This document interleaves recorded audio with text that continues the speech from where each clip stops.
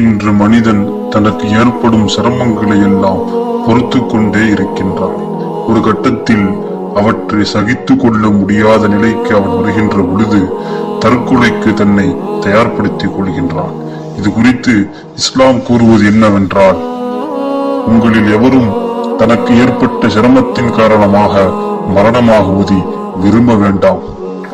வேண்டுமென்றால் மரணத்தை விரும்புகின்றவன் இவ்வாறு கூறிக்கொள்ளட்டும், அதாவது அல்லாஹும்ம அஹீனி மா கானத்தில் ஹயாத்து கைரன் லீ, யா அல்லாஹ், நான் வாழப்போகின்ற இந்த வாழ்க்கை எனக்கு நல்லதாக இருக்கும் என்றால் என்னை நீ வாழச் செய்திடு.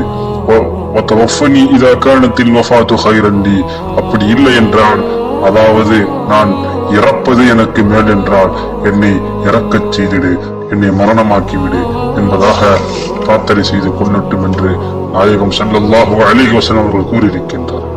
மற்றொரு ஹதீஸில் நபி ஸல்லல்லாஹு அலைஹி வஸல்லம் அவர்கள் சொன்னார்கள், மரணமாகுவதை விரும்பாதீர்கள்.